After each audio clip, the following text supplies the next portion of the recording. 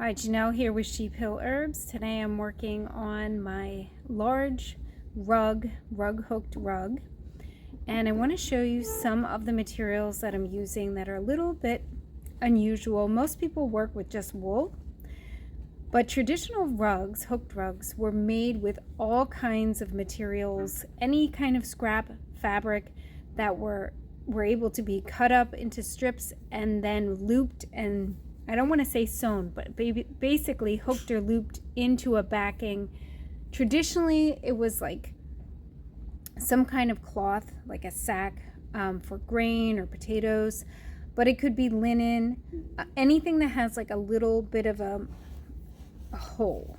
Let's see, a little bit of a spacing so that the hook can go through and pull up the loop. So let me show you what I'm working with on this large piece. This is the largest rug that I've ever made. Here are my feet. It is about 3 foot by 3 foot and not big, I suppose, in comparison to rugs, but when you are doing it by hand hooking everything, it is very big. And so I've just sketched out this kind of early American scene with barns and horse and buggies.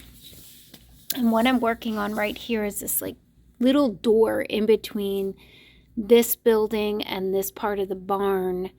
And it is, I'm going to show you, it's little leather strips. Everything else I've used is either yarn. I'm going to come over here.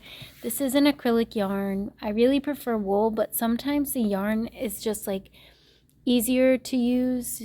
I don't have to cut strips, and then this variegated yarn makes it really nice for the tree.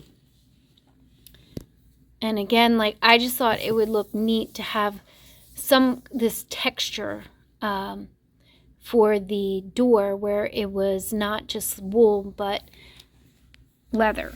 And I've had people like comment to me like, oh, you know, you need to make it all wool and like it has to be this way. But with an art background, I know that you can do whatever, anything goes, right, with your art. Here is a piece of the leather that I'm working with. I had purchased some scrap leather to make a like amulet pouch, and this was left over.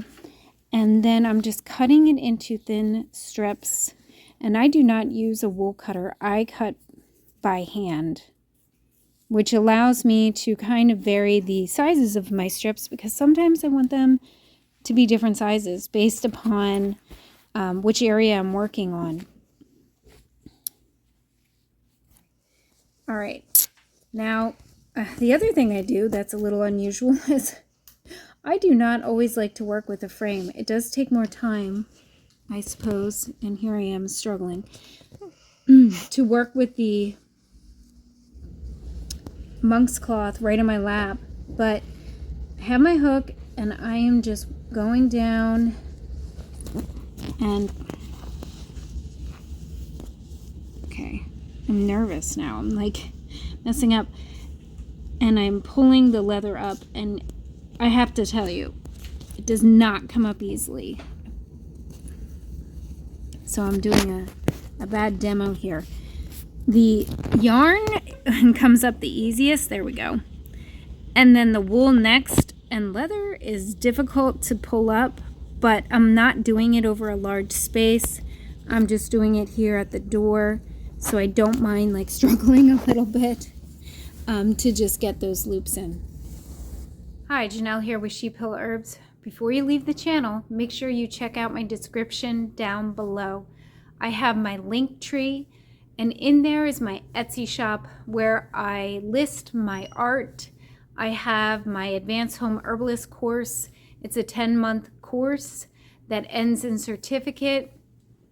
You have to submit homework to me each month, and we have an ongoing dialogue through email. And then I also have some of my herbal digital documents. I have a tea book, and I have some articles I've written, as well as my rug hookings. So go over and check out my Etsy shop. You can also see more about me there in my link tree, my website, and contributing to this channel is a very sure way to help me be able to make more videos, because at this point it's a labor of love. But I appreciate all of you who come here, like, subscribe, leave comments. I'm trying to build a community, want to have some ongoing dialogue with those that come and visit this channel. Bye for now.